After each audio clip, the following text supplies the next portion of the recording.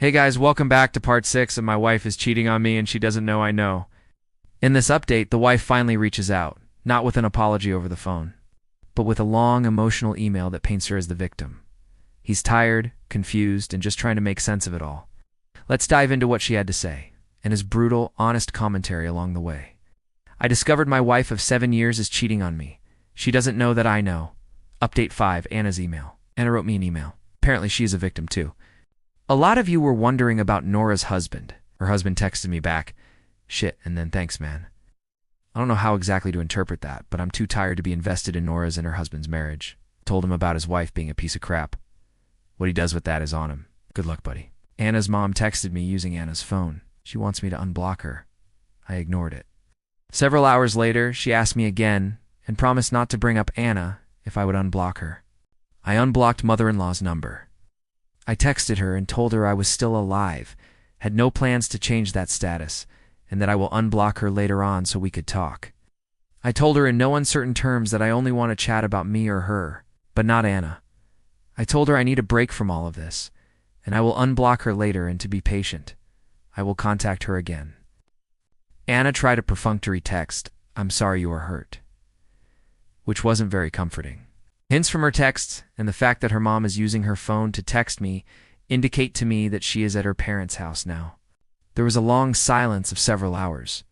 And finally, Anna texted me to check my email. Went to my spam folder, and there it was. As before, I obfuscated the text in writing because I don't want her to do a text search on the internet and find my posts. So yeah, the email she wrote didn't have these misspellings. She has autocorrect and spell check like everyone else. Sorry for the annoying spelling. Also, I am making comments in the email, too, like before, because I'm no contact, and this is therapy for me. Here we go. I keep thinking about how this can't be real. It can't just be over. How you can just shut me out like I was nothing to you. It's killing me. Yeah, that's the idea, Anna. It sucks when you get abandoned by the one you love, huh? I don't even know how to start this because my mind is racing and nothing makes sense. I know I don't deserve a response, but please, just read this. Please don't delete it. I just need you to hear me. I talked with my dad and sister's husband. I told them how I messed up. They said I was stupid and they were right. I told them about how I never loved Liam and I always loved you, and they laughed and told me that doesn't matter at all. I felt so stupid. I know you are done with me. I know I don't get to ask anything from you, but don't I at least deserve to explain? To look you in the eyes and tell you how sorry I am? To tell you I never stopped loving you? You think you know everything, but you don't? Yes, I effed up. I betrayed you in a way that I can't take back. But it wasn't because I didn't love you. I need you to know that it was never what you thought it was. It wasn't about love. It wasn't even about forking around. I was pressured and felt obligated. Oh yeah, right. Let me just shave my privates. Wear some $700 underwear and traipse down to the expensive boutique hotel for a nice R-word. Help, police. Liam didn't just walk into my life and sweep me off my feet. He inserted himself. He did so much for me and for my business. You know how much I was struggling, how close I was to losing everything? He was the one who helped me, connected me with the right people. He helped me with my lease, with contracts, with vendors. He got me meetings I could have never gotten on my own. I let myself believe that he was just being a mentor, that he just wanted to help me. I told myself it was just one time, that if I just gave in once it would be enough, that he would stop pressing, but it wasn't enough, and I didn't know how to get out of it. I kept telling him no, but he always had a way of making me feel like I was being ungrateful. Like after everything he did for me, I was selfish for not giving him what he wanted. I hate myself for not shutting it down from the start. It's for being so effing stupid, for letting it go on. I tried to stop it, but every time I pulled away, he would remind me of how much he helped me, how I wouldn't be where I am without him, how I would ruin everything if I cut him off, so I kept making excuses. I told myself I had it under control. I thought I could handle it. What do we call someone who trades forking with someone they don't love for goods and services? It's on the tip of my tongue. And then Christmas happened. New Year's Eve happened. And that's when I knew he wouldn't stop. That's when I knew I had to end it for good. I did end it, but by then, it was all effed up. Everything was effed up. I knew I had to tell you, wanted to tell you. I knew that the second I told you that you would never look at me the same way again, that it would be ruined. I couldn't handle it. I know you at least suspected ever since you accused me at New Year's Eve. I just put my head down and wanted it to all go away. So I kept putting it off and telling myself I would find the right time. But there was never a right time. And now, I have lost you anyway. I cannot stop thinking about Charleston. Do you remember?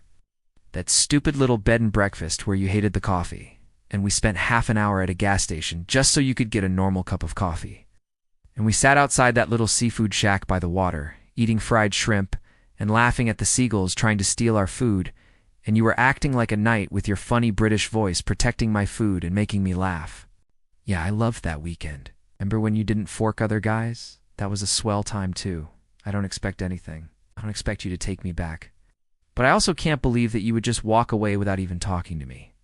After everything, don't we deserve that much? I will sign whatever you want.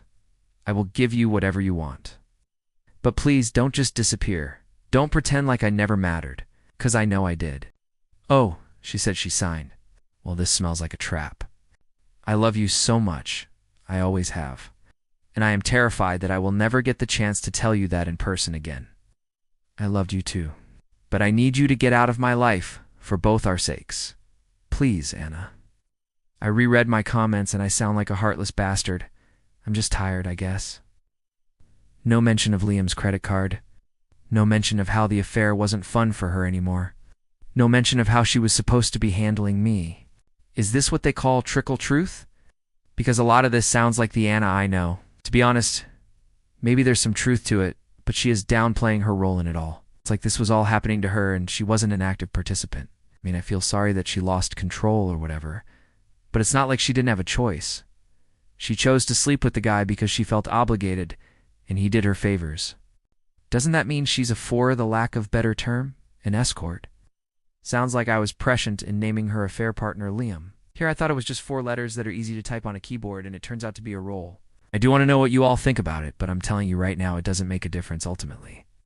She is trying to change the narrative to the point where we're both victims instead of just me, and I think that's just shitty. The really effed up thing is that part of me wants to believe her, that she was just a victim of Liam. But the problem is, that doesn't change the fact that she slept with him for almost a year. If I forgive that, then what am I? Just sign the papers, Anna, and let's move on from this. Can't you do that for me, please? You're young, you're beautiful, you don't have any kids. You are a successful business owner, and you have a whole wardrobe of fancy designer clothes, courtesy of your sugar daddy. You are killing it in life. Go live it somewhere away from me. And that's where this part leaves us. With an email full of excuses, emotional manipulation, and a whole lot of rewriting history. She wants to turn this into a tragedy they both share, but he's not buying it. Thanks so much for following this story. Your support means a lot to me. Be sure to like, subscribe, and turn on notifications so you don't miss part 7, because trust me, it's not over yet. Take care, guys. Bye.